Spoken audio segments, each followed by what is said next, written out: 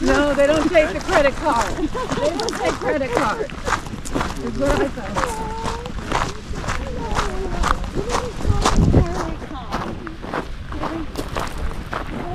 No, you're talking about the Shaggy Dames, the Highland Coos. You got a good behind shot there. Oh. I'll buy you coffee. No, my point is that was hello there. Way beyond what.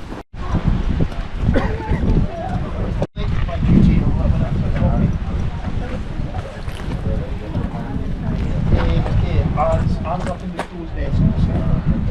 I've got the group.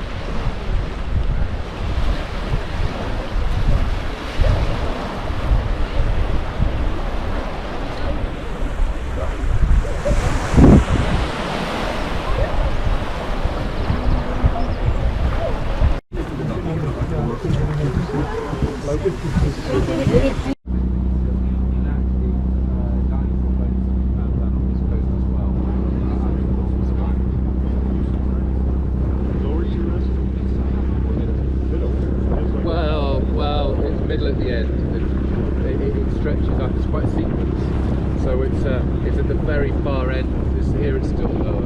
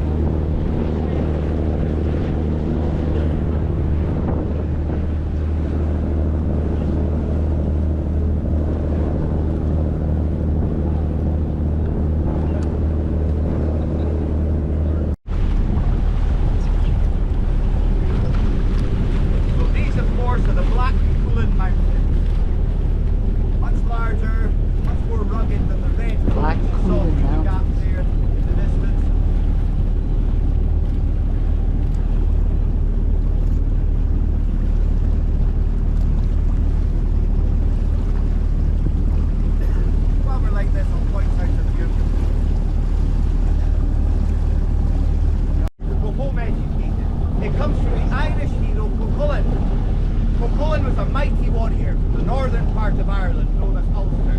He considered himself to be the greatest fighter on earth. He was undefeated in battle. They used to say of him, in fact, his battle fury was so intense that it would take 3 ice-cold baths to cool him down after every fight. The first one, he would dive into it.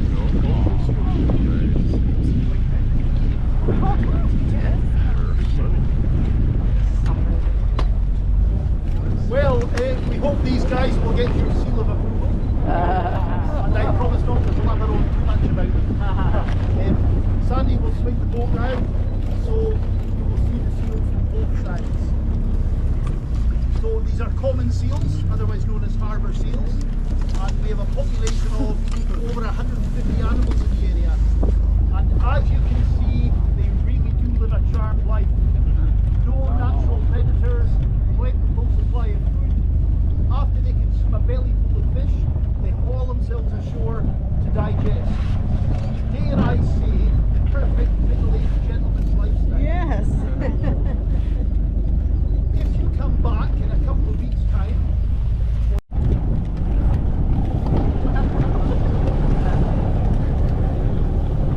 I see a photo. Ellie, can you turn around and Linda turn this way?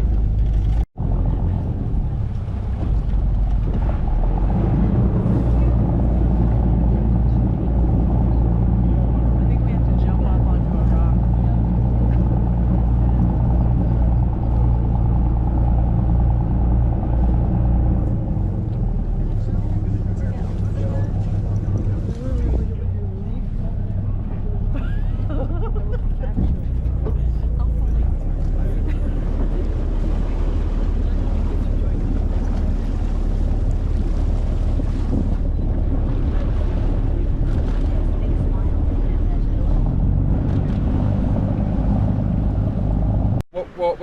It's mostly to be here and to look at the Gabbro, and you can see there's glacial erratics, all these boulders sitting on the really smooth surfaces, and as I'll lead the way, and as we get there you'll see that there's just a tiny little short river that prevents the freshwater lock that's just over the top there from being a sea lock, and we're going to come around there and we're going to look closely at the Gabbro there and sit there and have our picnic lunch. So I'll lead the way. And can't really get lost. You can be independent if you want. It's back at 1:30. But if you want to be with me, come with me. This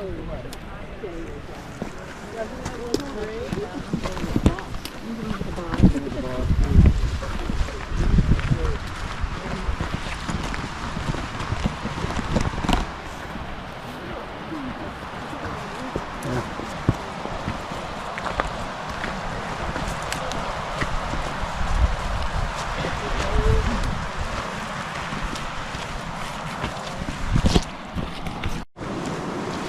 Examination. Had a piece like that. And he said, "Do you know what that is?" And I said, "That's banded Gabbro." There's only 3 places on the planet. Well, you get this and what we like the site of the Gabbro. I said, "That's what it is." And he said, "Looks very good."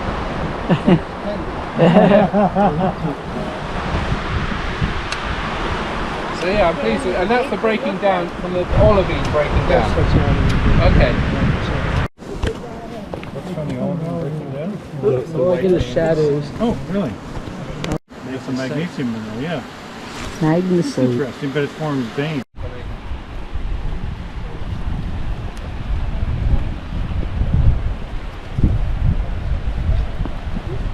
We're gonna eat it. See what that man is with his dog. Yeah, that's where we're gonna stop and have our lunch there. Still get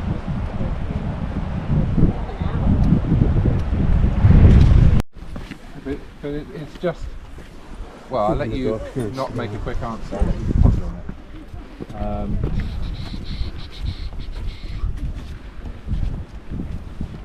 Up here, you've got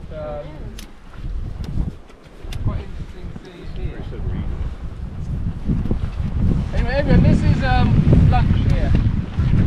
Just we've got an hour until we've got to be back to the boat. So you know, we can be here for half an hour eating our lunch, looking at the view, looking at the rocks, and then you might take half an hour to get back. Maybe you only take 20 minutes to get back. Yeah. So these are chunks from the minute. Well, enjoy your lunch, everyone, and you know, I think that this is one of the most beautiful places anywhere in the UK. It's you know, anywhere in the UK, anywhere in Scotland. It's an accessible place. We've got to just the boat trip. You had Scotland's smallest river just there. Do you notice? Starts just here and ends at the sea just there.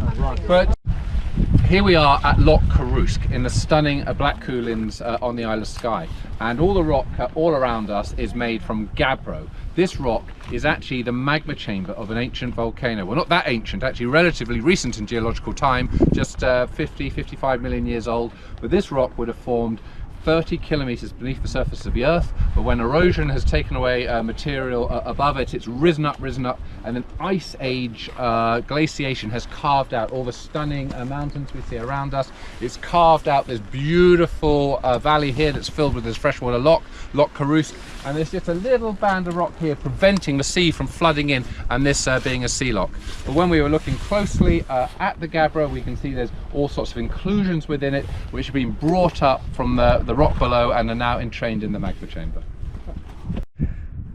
All right, here we are standing on some gabbro in the Isle of Skye. We are seeing an exposed magma chamber of the volcanics associated with the opening of the Atlantic. James, can you tell us a little bit more about this incredible place? Well, yes, I mean, you've already actually said quite a lot of great things in your introduction here, but we had, for most of Scotland's geological history, it was attached to North America, and all of the rocks are part of North America until suddenly you get up to 55 million years ago and the Atlantic started to rift open, and the hot spot that's now currently under Iceland, lava somehow made its way down from there through weaknesses and erupted out in several places. Here you've got the Skye volcano, just a little bit south of us is the Rum volcano, then you've got the Ardamurchan volcano, and then you've got a volcano down on Arran. Oh, you've got the Mull volcano, and then down on Arran as well, and a huge amount of magma also erupted out in Northern Ireland.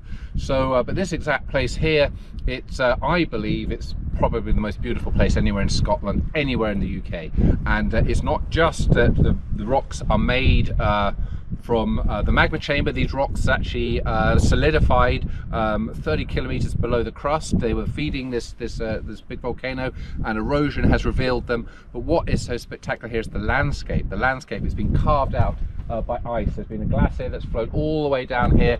Everything you're seeing is smoothed and polished. There are glacial erratics just strewn around as if the ice just left yesterday. Yeah, it's just incredibly beautiful, and we're here on a really gorgeous, lovely sunny day. Oh, we're quite fortunate indeed. And so there's the black cullen and the red cullen. So how about a word or two about that? Well, yes, there's the two different mountain ranges, the black Coolin and the red Coolin. Coolin actually just comes from the Norse word to mean mountain, because actually Vikings came here. But the black Coolin are called the black Coolin because they're black in colour. The red Coolin are red in colour. Why would this be? Well, the black Coolin are predominantly made from gabbro, although there's some other ultramafic rocks like peridotite here as well, whereas the red Coolin are made from granites, and these both would have been formed in the same volcano, but maybe at slightly different times, and granite can form when you have a fractional crystallization within a magma chamber, and over time compositions can become more quartz rich and granitic melts can form. So quite a dramatic place on a beautiful day. James, thank you so much for showing us around. For GeoWorld Travel. So here we are on the Isle of Skye in the fabulous Loch Carrusk, in this fabulous glaciated valley. The bedrock beneath my feet is mapped as gabbro. However, if we closely look at the gabbro, we can see that in places, well, in many places it's very, very layered and the minerals have segregated, but in other places you have areas of much coarser crystalline material, and actually looks more quartz rich here. Perhaps this is xenoliths of basement rock, perhaps the Lewisian gneiss, which actually 3 billion years old, has been brought up into the magma chamber. If we come up here, we can see finer grained material here entrained. Perhaps this was the Torridonian sandstone. So very interesting to see. But it's all smooth, and what I'm showing you here, this is the sort of the banding of the minerals, and you've got sort of lighter, darker minerals all segregating. But the whole thing has been smoothed by the ice as well. Yeah, it is. And but that is basement material. Could it be the even like the Lewisian gneiss? It's coming up. It's a very possible. Yeah. It's just been poured up into the magma chamber. It's what the magma chamber bust into. Yes, busted into. Included it, right? Yeah, and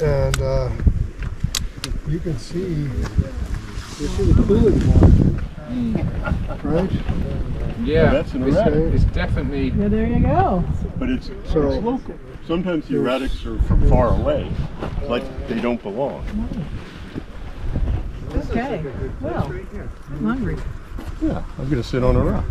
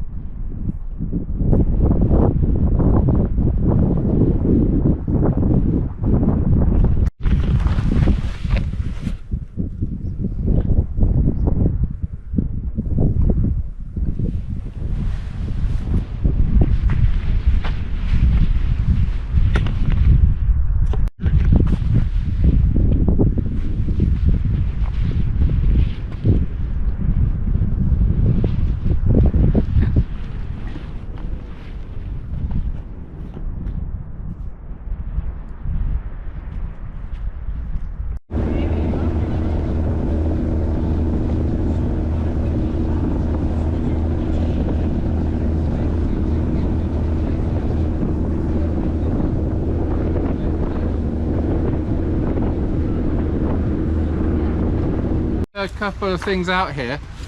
This is Jurassic aged. You've got a whole sequence of Jurassic stratigraphy going down the shores of this loch.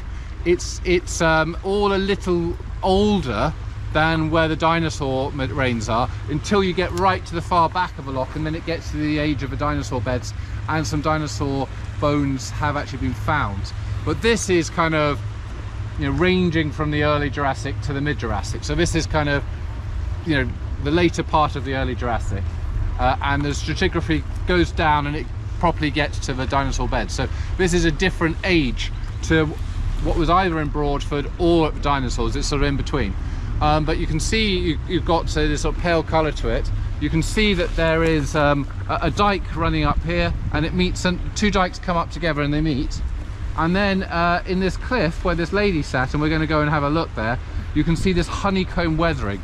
And my interpretation of it is sea spray gets blown onto the cliff, and then when salt crystallizes out, it flecks off the sand grains, and it makes the honeycomb weathering. So that's what we're going to look at. And then we'll come around the corner from there and walk down the stratigraphy. I'm not sure how far we'll go, but for a way. I've never been very far down. I haven't had this much time here before, but there are various dikes, and at some point you start to find fossils in the Jurassic material, and if anyone can find them, Steve is probably our man. So we'll come and have a look at the honeycomb. And also the boat race starts at 3 o'clock, so we should get views of the boat race while we're looking at the geology. So this is an intruded dike There's a branch in in, if the you come and look at Jurassic. it, you can see there's sort of classic chilled margin, there's glacier and sort of coarser grained, and then chilled margin, which is quite fun nice through there. Yeah, you were saying that that's like that, it would alter it around it. Yeah, but I can tell you, I've seen exactly. Here, it comes right in here, and just, there's no, Same thing here. no penetration. It's short of going up into the So here's the contact with the lava, and this is the Jurassic, and on the right is the lava.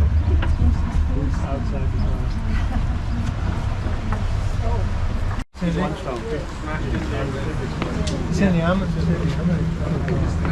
So it really is quite something. No, I'm going to take off and look for the fossil. We don't have Pebble in there. And a pebble in there. Yeah, I see that. Little pebbles have washed into the some of those One up there. holes.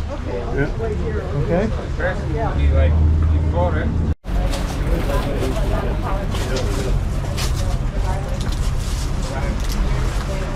Yeah, it doesn't fizz. Doesn't fizz at all. So it is sandstone. So it looks slimy, doesn't it? Yeah, it really does. It's sandstone. That's even weirder.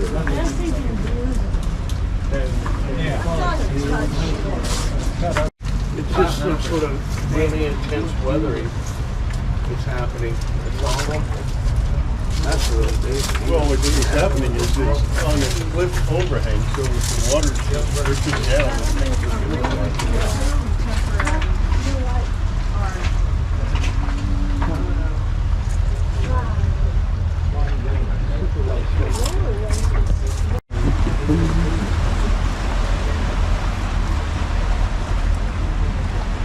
You know what? It almost looks like a gouty.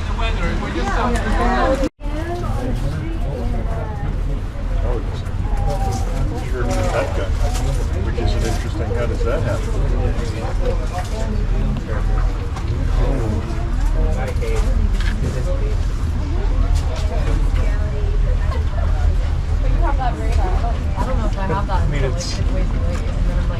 Seems quite clean, probably carbon cement. It Well, seems quite clean and very, very uniform.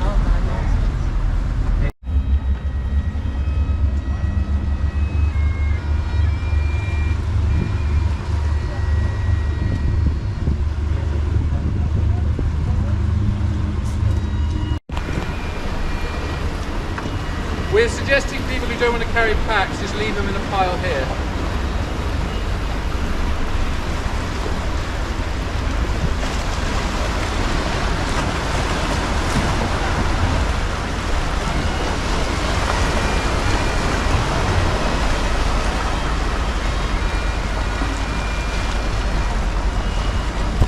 Here, you see it curves up. Yeah, I don't know much about this traffic, but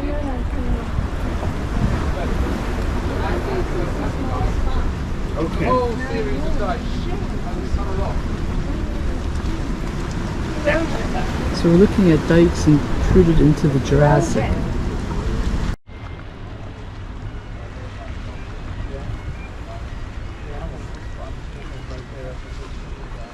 So here we are. We're at the lower Jurassic, walking up section to the middle Jurassic. On the coastline, there's a bunch of Paleogene dikes. We're seeing them cut. There's a big block of the Jurassic that's fallen into the water.